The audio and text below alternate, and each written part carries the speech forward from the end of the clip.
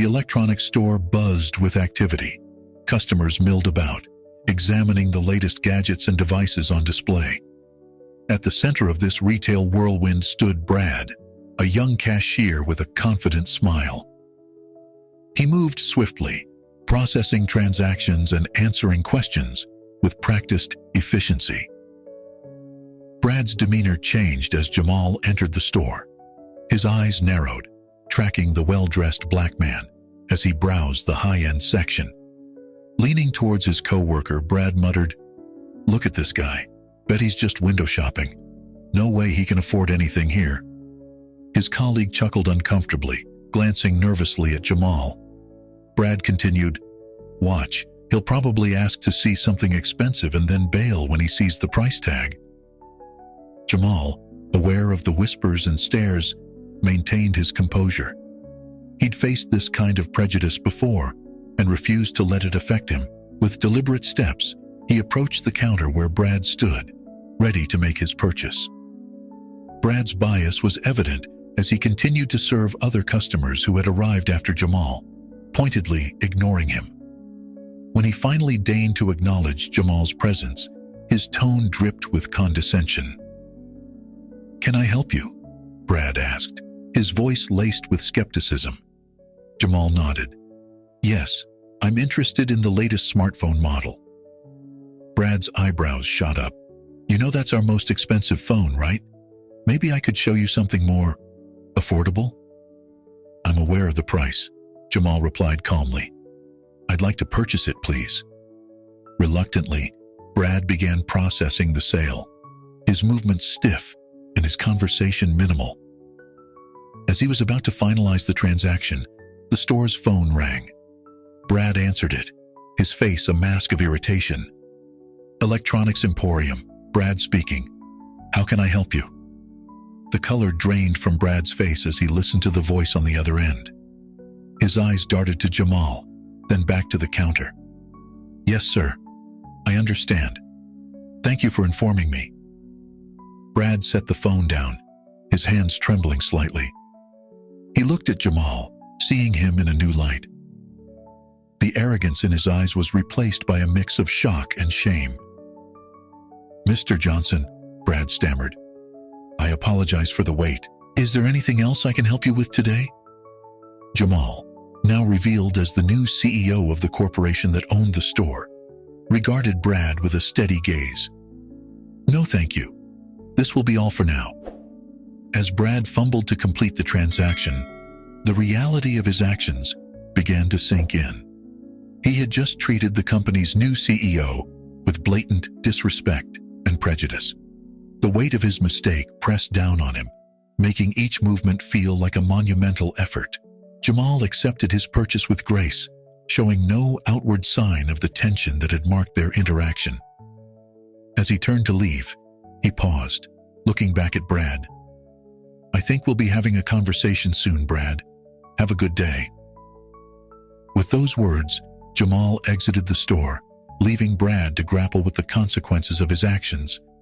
The young cashier stood frozen, the gravity of the situation settling over him like a heavy blanket. He had allowed his prejudices to guide his behavior, and now he faced an uncertain future in a company led by the very man he had disrespected.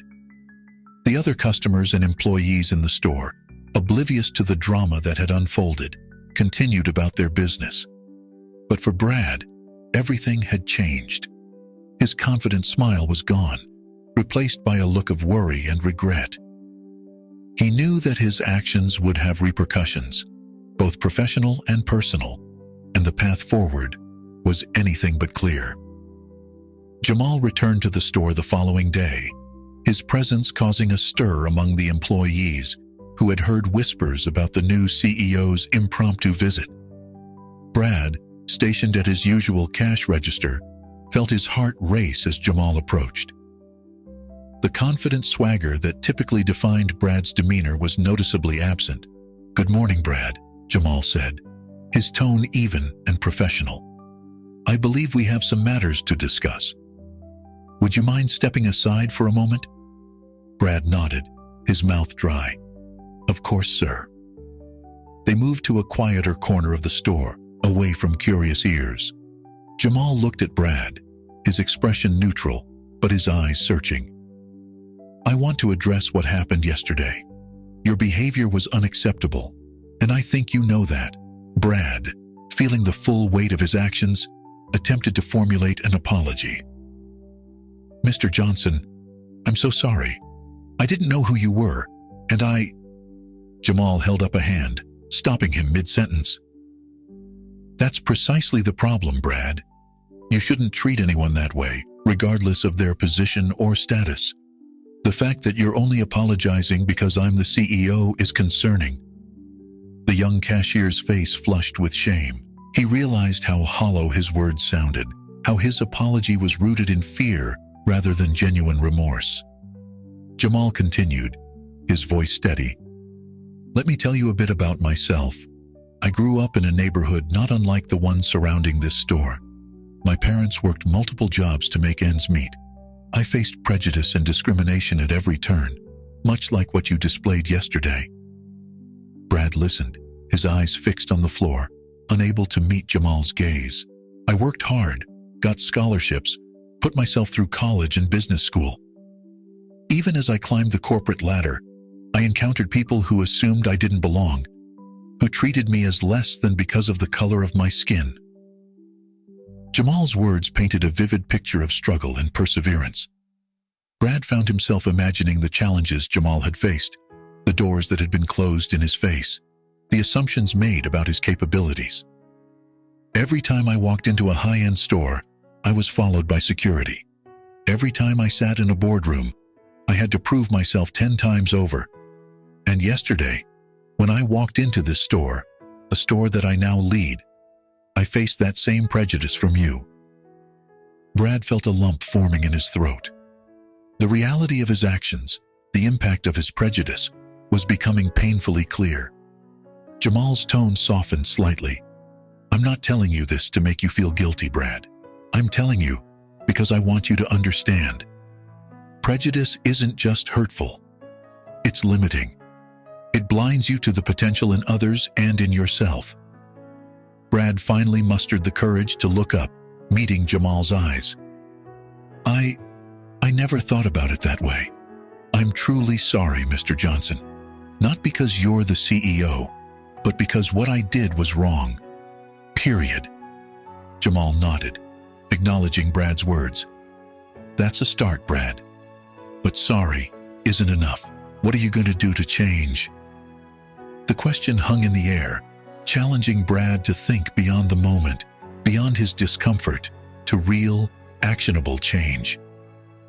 As their conversation continued, neither man noticed Lisa, a fellow employee, watching from a distance.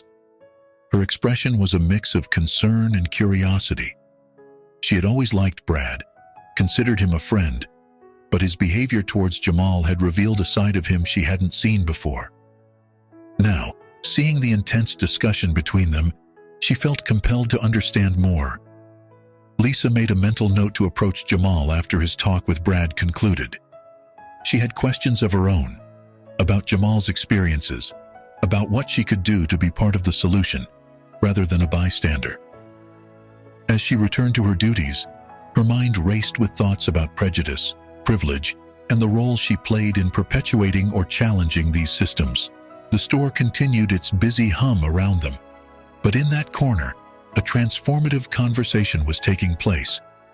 It was a moment that would ripple out, affecting not just Brad and Jamal, but the entire store culture in ways yet to be seen. As Jamal concluded his conversation with Brad, Lisa approached cautiously. She had been mulling over what she had observed, feeling a mix of disappointment in Brad and admiration for Jamal's composure. "Excuse me, Mr. Johnson?" Lisa said, her voice slightly hesitant. "I'm Lisa, one of the sales associates here. I couldn't help but overhear parts of your conversation with Brad. I was wondering if I could speak with you for a moment." Jamal turned to her, his expression open and curious. "Of course, Lisa. What's on your mind?" Lisa took a deep breath. "I've been thinking about what happened yesterday. and about diversity in our workplace. I realize I don't know enough about these issues, and I'd like to understand more. Would you be willing to discuss this further, maybe over coffee sometime?" Jamal's face brightened with a smile. "I appreciate your initiative, Lisa. I'd be happy to chat with you. How about we meet at the cafe across the street after your shift?" Lisa nodded eagerly, feeling a mixture of nervousness and excitement. As Jamal left the store, she returned to her duties, her mind buzzing with questions she wanted to ask. Later that day, Lisa met Jamal at the cafe. The atmosphere was casual, a stark contrast to the tension-filled conversation in the store earlier. Jamal ordered a cappuccino, while Lisa opted for green tea. "So, Lisa," Jamal began, "you mentioned wanting to understand more about diversity issues. What specifically would you like to know?" Lisa pondered for a moment. "I guess I'm wondering about the best way to promote inclusivity in our workplace. I've never experienced discrimination firsthand, so I'm not sure how to be a good ally." Jamal nodded thoughtfully. "That's a great starting point, Lisa. Recognizing your own position and wanting to learn is crucial. Diversity and inclusion aren't just buzzwords. They're about creating an environment where everyone feels valued and has equal opportunities." He went on to explain various aspects of workplace diversity, from hiring practices to creating an inclusive culture. Lisa listened intently, occasionally jotting down notes on a napkin. "One of the most important things," Jamal emphasized, "is to speak up when you see discrimination happening. It's not always easy, but it's necessary."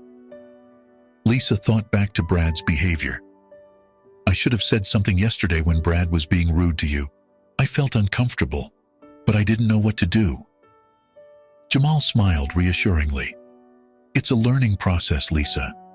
The important thing is that you're willing to grow and take action moving forward." As their conversation continued, Lisa shared some of her own insecurities about addressing these issues. "I'm worried about saying the wrong thing or offending someone unintentionally," she admitted. "That's a common concern," Jamal replied. "The key is to approach these conversations with honesty and an open mind. It's okay to make mistakes as long as you're willing to learn from them." By the time they finished their drinks, Lisa felt energized and motivated.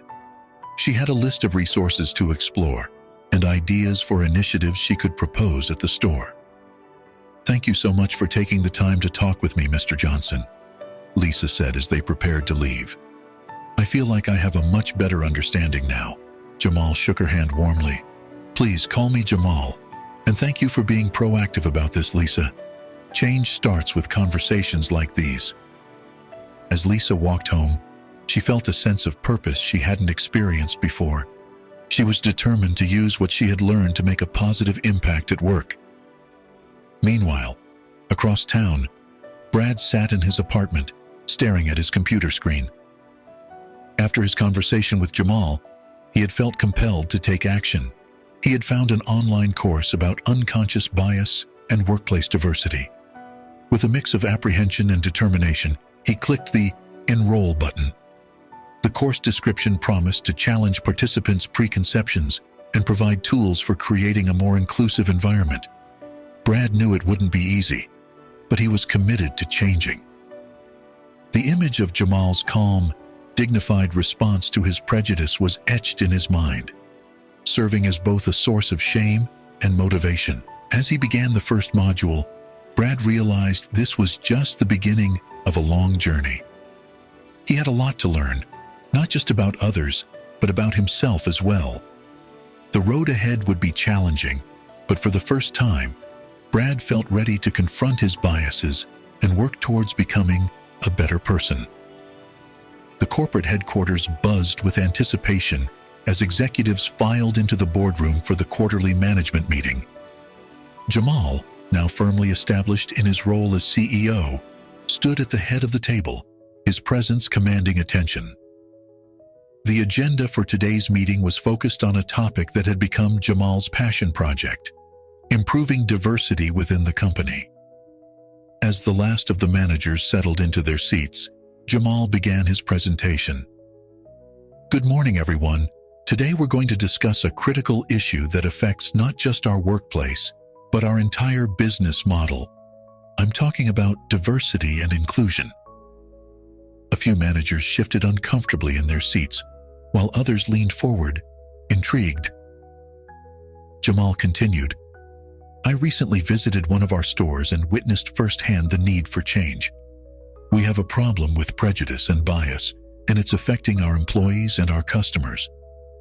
He proceeded to recount his experience at the electronics store, careful not to name Brad specifically, but using the incident as a springboard for discussion. This isn't an isolated incident. It's symptomatic of a larger issue within our company culture. Jamal clicked to the next slide, which displayed statistics on the company's current diversity makeup. The numbers were stark. The vast majority of management positions were held by white males, with minimal representation from other groups.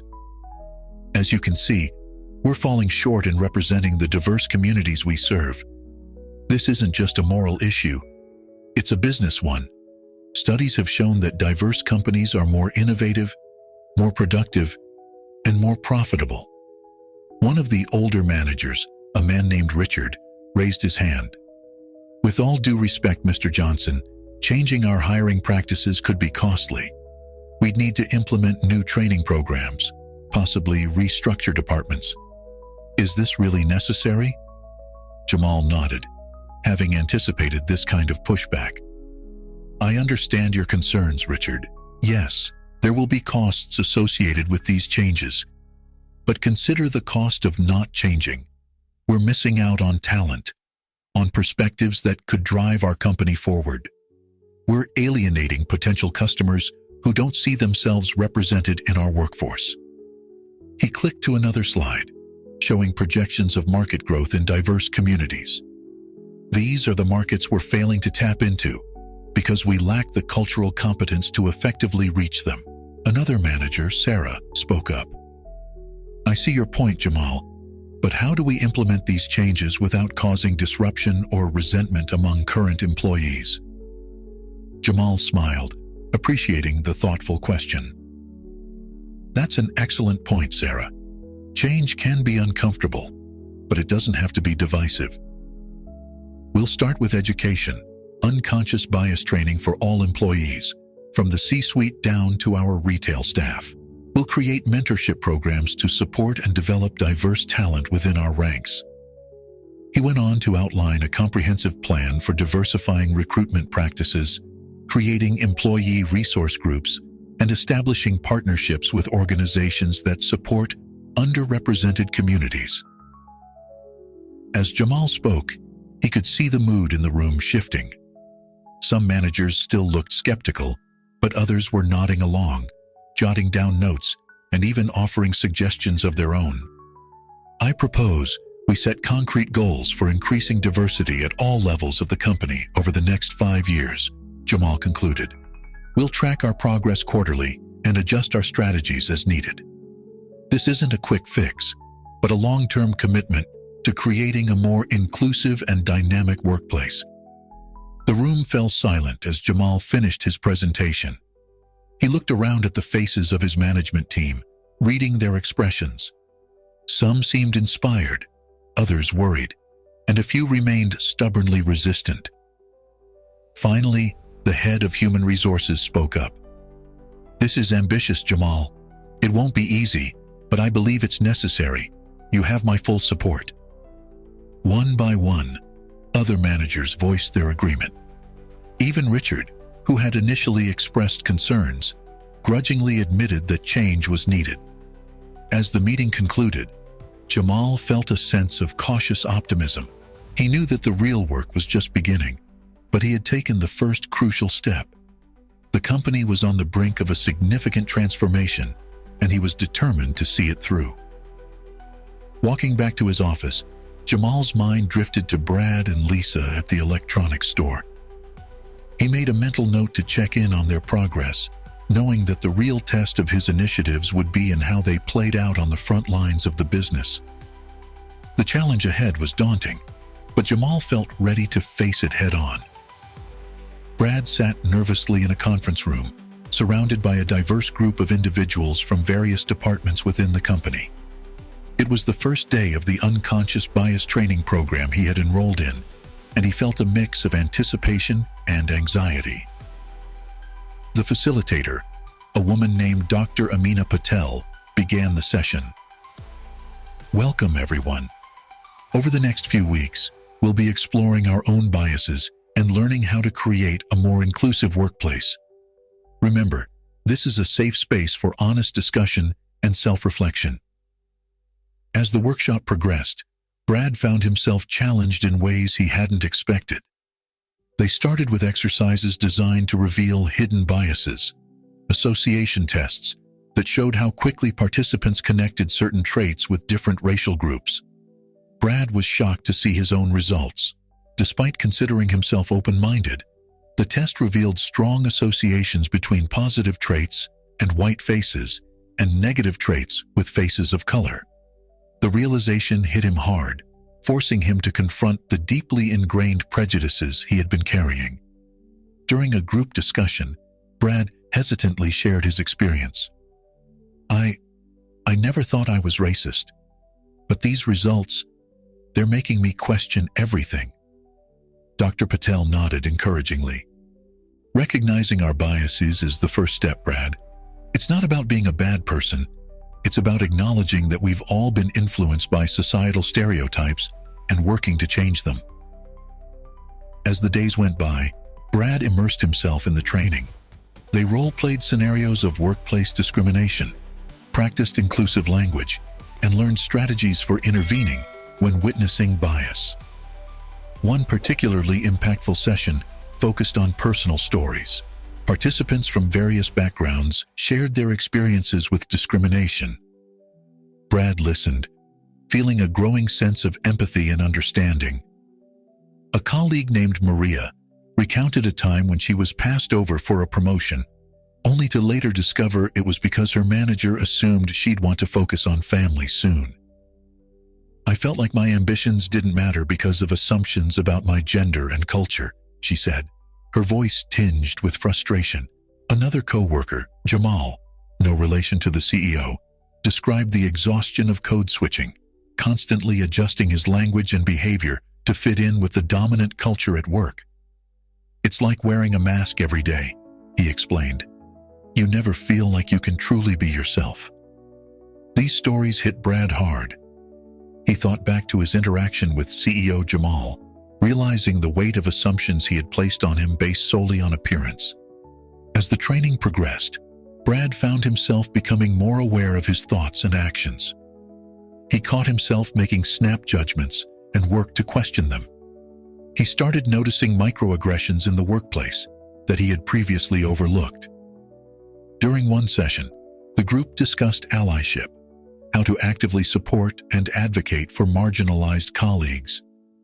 Brad, feeling a growing sense of responsibility, raised his hand. I want to be a better ally, but I'm afraid of making mistakes or overstepping. How can I contribute without causing more harm? Dr. Patel smiled. That's a common concern, Brad. The key is to listen more than you speak, educate yourself continuously, and be willing to accept feedback. It's okay to make mistakes as long as you're committed to learning from them. As the training program neared its end, Brad felt transformed. He had a new understanding of the challenges faced by his diverse colleagues and a toolkit for promoting inclusivity. But more than that, he felt a personal change, a heightened awareness of his own biases, and a commitment to ongoing self-improvement. On the final day, Dr. Patel addressed the group. Remember, this training is just the beginning. The real work starts when you leave this room and apply what you've learned in your daily interactions. Brad nodded, feeling a mix of determination and humility. He knew he had a long way to go, but he was committed to the journey. As he left the training room, he spotted CEO Jamal in the hallway. Taking a deep breath, Brad approached him. Mr. Johnson, do you have a moment?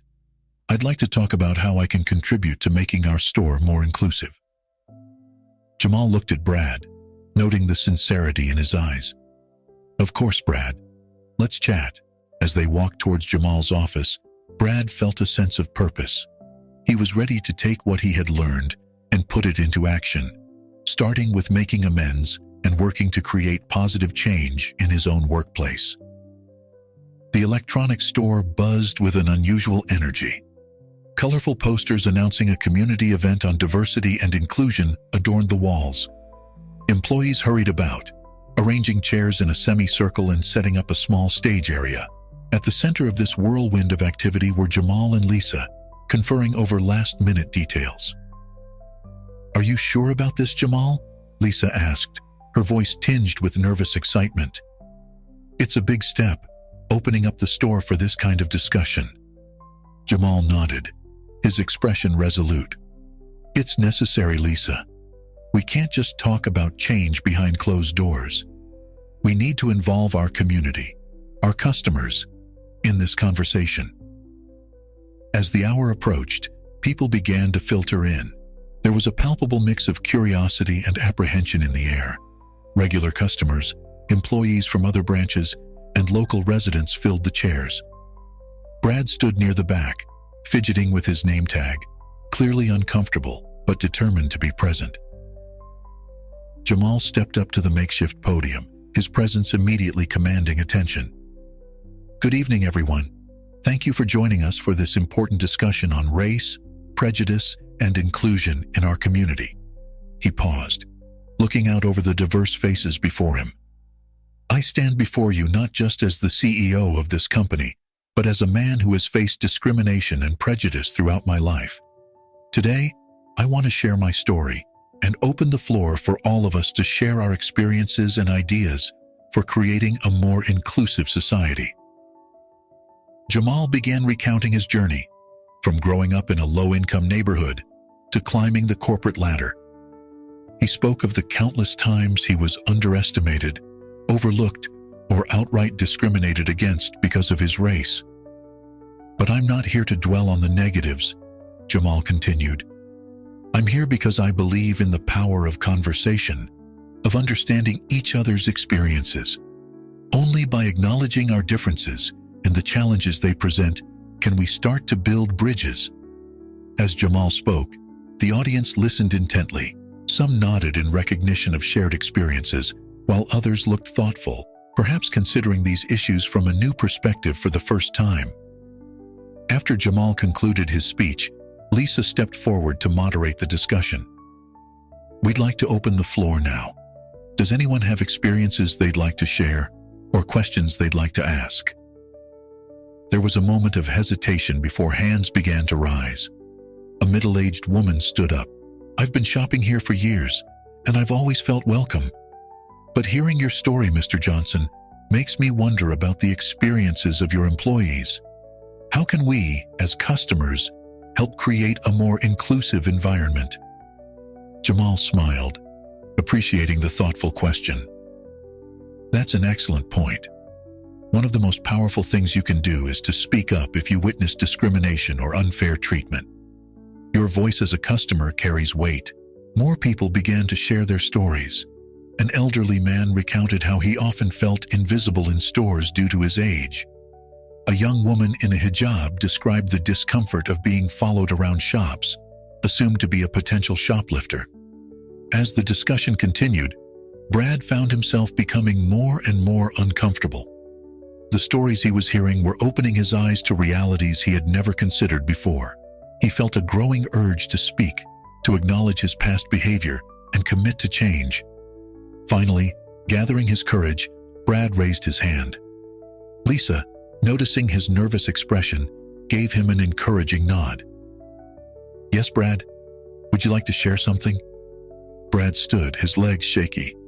I want to apologize," he began, his voice trembling slightly. "I'm one of the employees here, and I've realized that I've been part of the problem. I've made assumptions about people based on their appearance, and I've treated customers differently because of it." The room fell silent, all eyes on Brad. He continued, gaining strength as he spoke. "I recently completed a training program on unconscious bias, and it's opened my eyes. I want to do better. to be part of creating the inclusive environment we're talking about tonight. Jamal watched Brad with a mix of surprise and approval. He hadn't expected this public admission, but he recognized the courage it took. As Brad sat down, visibly emotional, others in the audience began to respond. Some shared their own realizations about biases they held. Others offered words of encouragement, appreciating Brad's honesty and willingness to change. The event continued late into the evening, with discussions ranging from personal experiences to ideas for community initiatives to promote inclusivity. As people began to leave, there was a sense of energy and commitment in the air. Jamal, Lisa, and Brad stood near the exit, thanking people for coming. The event had been more successful than they had dared to hope, sparking genuine dialogue and reflection. As the last attendees left, Jamal turned to his two employees. "This is just the beginning," he said, his voice filled with determination. "But it's a strong start. Thank you both for your part in making this happen." Lisa and Brad nodded, feeling a mix of exhaustion and exhilaration. They had taken a significant step tonight, not just for the store, but for the entire community. The road ahead would be challenging, but for the first time, it felt like real change was possible. In the days following the community event, a palpable shift in atmosphere could be felt throughout the electronics store. Employees engaged in more open discussions about diversity and inclusion, and customers seemed to take notice of the positive changes. However, not everyone was embracing this new direction. Mike, a longtime manager at the store, sat in his office, a scowl etched on his face. He had been with the company for over 2 decades and prided himself on maintaining the status quo. The recent changes initiated by Jamal felt like a threat to everything he had grown accustomed to. "This is ridiculous," Mike muttered to himself, scrolling through an email detailing new diversity hiring initiatives. "We've always done things a certain way, and it's worked just fine. Why fix what isn't broken?" As he left his office, Mike overheard 2 younger employees enthusiastically discussing the community event. He rolled his eyes, convinced that this was all just a passing trend that would soon blow over. During a staff meeting later that week, Jamal announced further plans to promote inclusivity within the company. Mike listened with growing unease as Jamal outlined changes to hiring practices, customer service protocols, and employee training programs. Unable to contain himself, Mike spoke up. "With all due respect, Mr. Johnson, don't you think we're moving too fast? These changes could disrupt our entire operation." Jamal regarded Mike calmly. "I understand your concerns, Mike. Change can be uncomfortable, but I believe these initiatives are crucial for our company's growth and for creating a better work environment for all our employees." Mike bit back a retort, seething silently. As the meeting concluded, he couldn't shake the feeling that his position in the company was being threatened. He had always seen himself as a potential candidate for higher management, but now it seemed like the company was headed in a direction he couldn't or wouldn't follow. Over the next few weeks, Mike began a subtle campaign to undermine Jamal's efforts. He would casually mention to other longtime employees how the new policies were complicating their work. In conversations with customers, he would imply that the recent changes were negatively affecting the store's efficiency. "You know," he said to a regular customer one day, loud enough for nearby employees to hear, "all these new protocols are really slowing things down. It's a shame we can't just focus on selling electronics like we used to." Brad, who was restocking shelves nearby, overheard Mike's comment and felt a surge of anger. He had been working hard to change his own behavior and support the new initiatives. Hearing Mike actively undermine these efforts was deeply frustrating. Later that day, Brad confided in Lisa about what he had heard. "I can't believe Mike is saying these things," he said, his voice low. "It's like he wants us to fail." Lisa nodded, a worried expression on her face. "I've noticed it too. He's been spreading rumors about Jamal's leadership questioning his experience and decisions. They both realized that Mike's actions were creating a rift among the staff. Some of the older employees were beginning to echo Mike's sentiments, while others, particularly younger staff members and those from diverse backgrounds, felt increasingly uncomfortable. Brad and Lisa knew they had to do something. They couldn't let Mike's negativity undo all the progress they had made. "We should talk to Jamal," Lisa suggested. "He needs to know what's happening." Brad hesitated. "But what if we're overreacting? Mike's been here for years. What if Jamal thinks we're just causing trouble?" Lisa put a reassuring hand on Brad's shoulder. "Remember what we learned about being allies? Sometimes being an ally means speaking up, even when it's difficult." Brad nodded, realizing she was right. They decided to request a meeting with Jamal the following day. As they prepared to leave work that evening, they overheard Mike in conversation with another manager from a different branch. "Between you and me," Mike was saying in a hushed tone, "I'm not sure Jamal's cut out for this job. I've heard rumors about his past. Apparently, he doesn't have the experience he claims." Brad and Lisa exchanged alarmed glances. Mike's campaign against Jamal was escalating from passive resistance to active sabotage. They knew now, more than ever, that they needed to take action. As they walked home, Brad and Lisa discussed how to approach Jamal with this information. They were nervous about confronting a senior employee like Mike, but they were also determined to stand up for what they believed was right. "Tomorrow," Brad said with resolve, "we tell Jamal everything." Lisa nodded in agreement. They both realized that this moment would be a true test of their commitment to creating a more inclusive workplace. The path ahead was uncertain, but they were ready to face whatever challenges came their way in pursuit of positive change. The next morning, Brad and Lisa arrived at the store early, their determination to speak with Jamal tempered by nervousness. They found him in his office, already poring over reports. "Jamal, do you have a moment?" Lisa asked, her voice slightly shaky. "We need to talk to you about something important." Jamal looked up, noting their serious expressions. "Of course. Come in and close the door." Over the next half hour, Brad and Lisa detailed Mike's behavior, from his subtle undermining of new policies to the rumors he was spreading about Jamal's leadership. They described the growing tension among staff and the potential impact on the store's newly fostered inclusive atmosphere. Jamal listened intently, his face a mask of concentration. When they finished, he leaned back in his chair, sighing deeply. "Thank you both for bringing this to my attention. I suspected there might be some resistance, but I didn't realize it had gone this far." "What are you going to do?" Brad asked, concern evident in his voice. Jamal stood up, pacing the small office. "First, I need to address this with Mike directly. But I also need to reassure the staff and reinforce our commitment to these changes." As they left Jamal's office, Brad and Lisa felt a mix of relief and apprehension. They had done the right thing by speaking up, but they knew the situation was far from resolved. Over the next few weeks, the atmosphere in the store grew increasingly tense. Jamal had confronted Mike, who denied any intentional sabotage, but remained visibly resentful. The staff seemed to be splitting into factions, those embracing the new inclusive policies and those resistant to change. Brad found himself in an unexpected position as a vocal advocate for the new initiatives.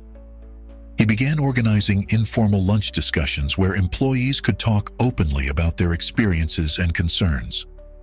During one such lunch, a newer employee named Aisha spoke up. "I've worked in retail for years, but this is the first time I've felt truly valued as a person, not just a worker. These changes mean a lot to people like me." Her words resonated with many in the group, including Brad, who felt a renewed sense of purpose. He realized that the discomfort of confronting long-held biases was far outweighed by the positive impact on his colleagues. Lisa, meanwhile, threw herself into developing new training materials. She worked late into the evenings, creating modules on cultural sensitivity and inclusive customer service. Her enthusiasm was infectious, and soon she had a small team of volunteers helping her. One evening, as Lisa was presenting her work to Jamal, Mike walked by the conference room. He paused, listening to the animated discussion inside.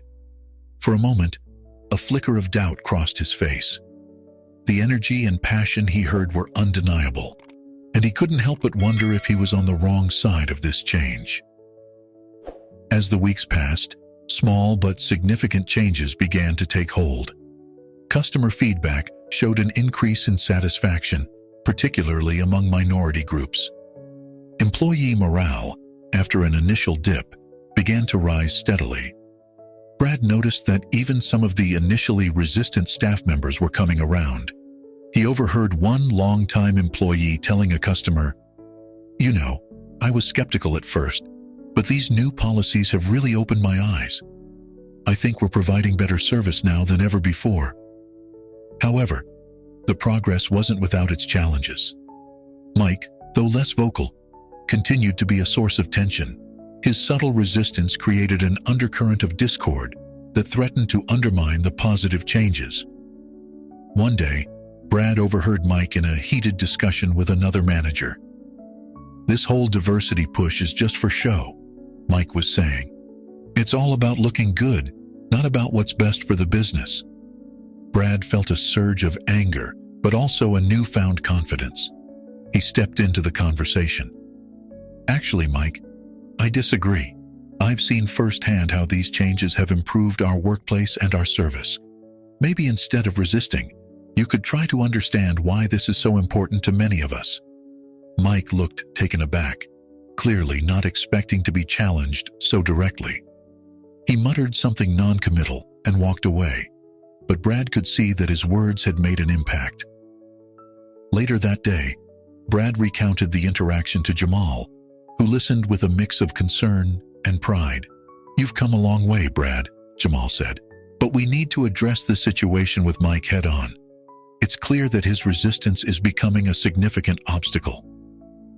Brad nodded, feeling a mix of anticipation and unease. He knew that confronting Mike would be difficult, but he also understood that it was necessary for the continued progress of their initiatives. As he left Jamal's office, Brad caught Lisa's eye across the store. She gave him a questioning look, and he nodded, silently communicating that things were coming to a head. They both knew that the next few days would be crucial in determining the future of their workplace and the success of their inclusivity efforts. The day of reckoning arrived sooner than expected. Jamal called an all-staff meeting, his face set with determination, as employees filed into the conference room. Brad and Lisa exchanged nervous glances, sensing the gravity of the situation. "Thank you all for coming," Jamal began, his voice steady and authoritative. "We need to address some ongoing issues that are affecting our workplace environment and our commitment to inclusivity." A hush fell over the room as Jamal continued. "Over the past few months, we've made significant strides in creating a more diverse and welcoming atmosphere. Many of you have embraced these changes, and I've seen remarkable growth and positive impact. However, I've also become aware of resistance and undermining behavior that threatens to undo our progress."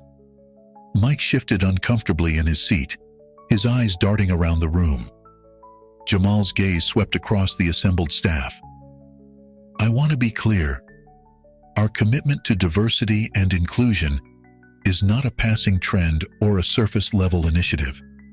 It's fundamental to our values and our future success as a company."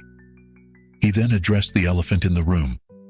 "I've heard concerns about these changes disrupting our operations or being unnecessary.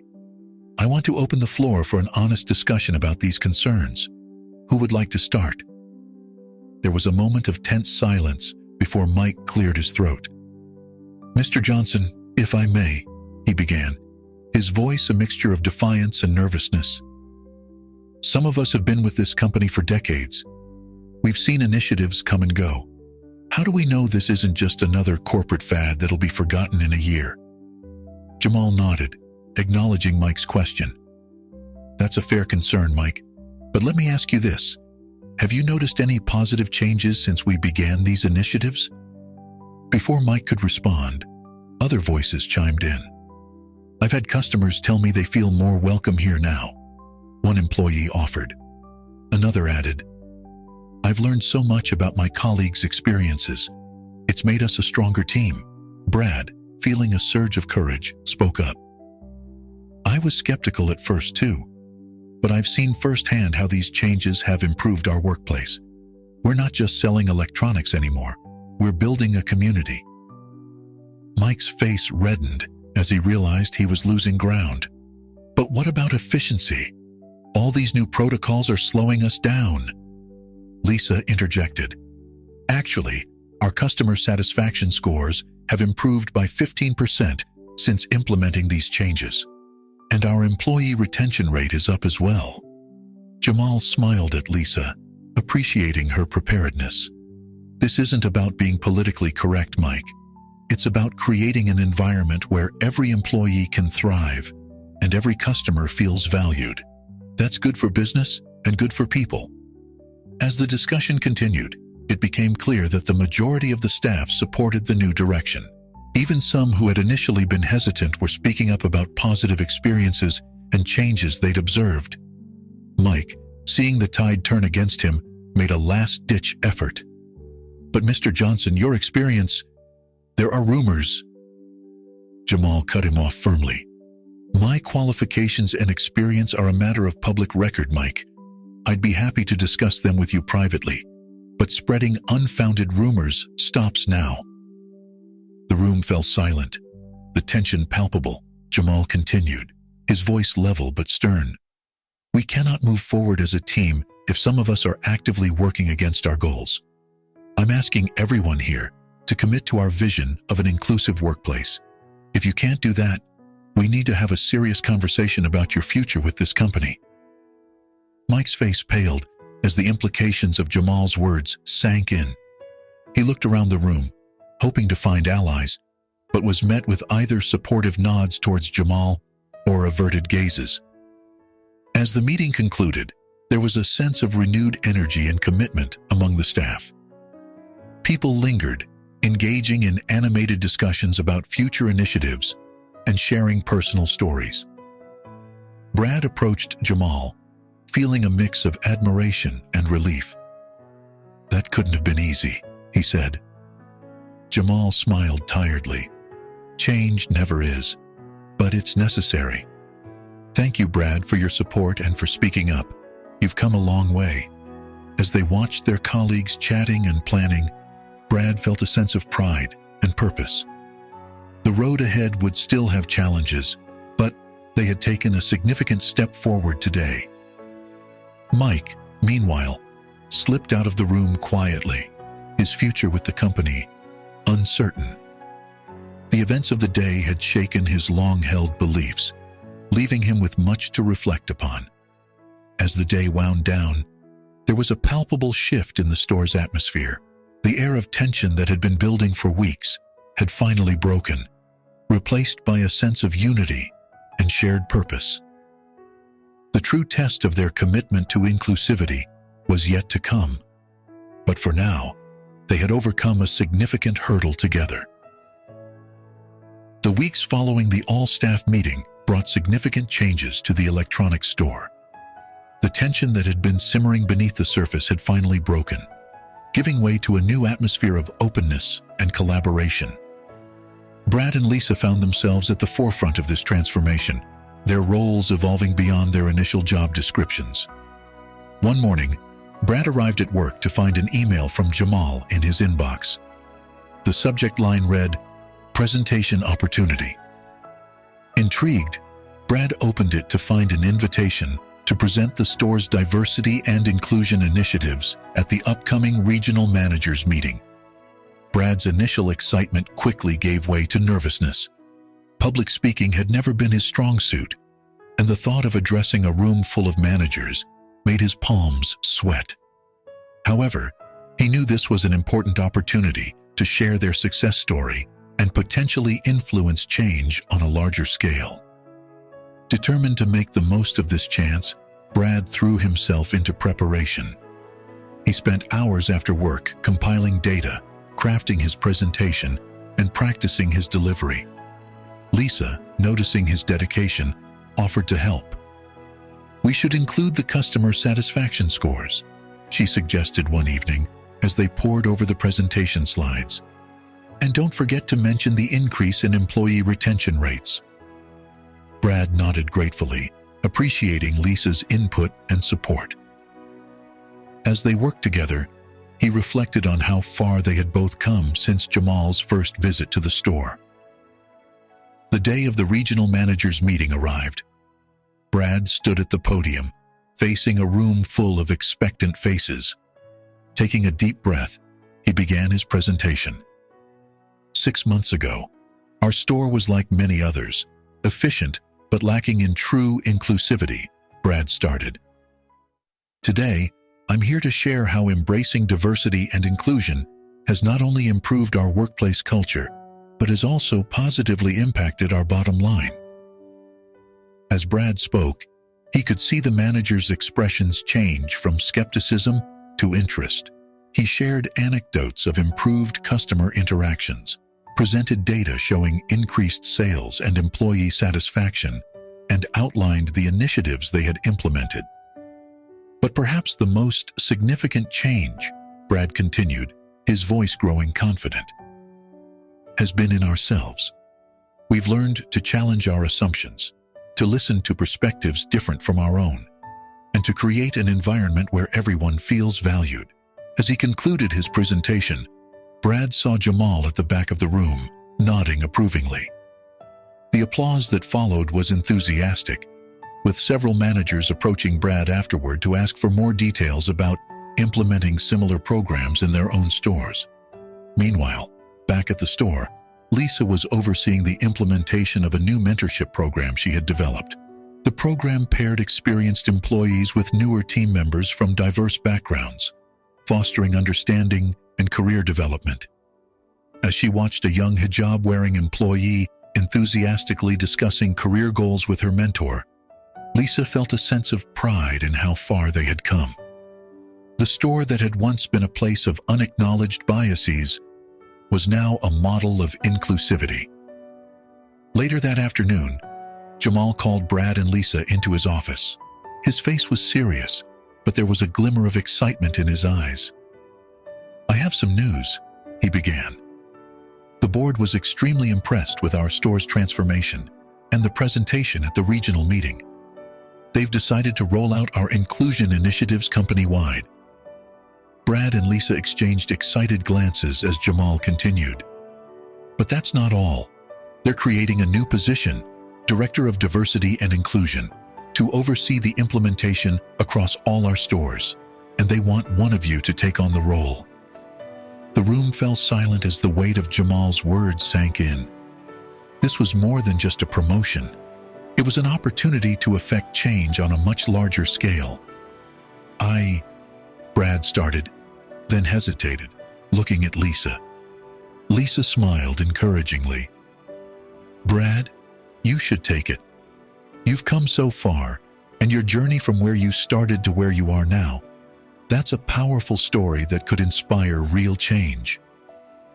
Brad felt a surge of emotion. "But Lisa, you've been instrumental in all of this too. Your programs, your insights." Jamal held up a hand. "I know this is a big decision. Take some time to think about it. Discuss it between yourselves. Whatever you decide, know that I'm proud of both of you." As they left Jamal's office, Brad and Lisa were silent, each lost in thought about the potential impact of this new role. The next day, as they were about to open the store, they spotted a familiar face approaching, Mike.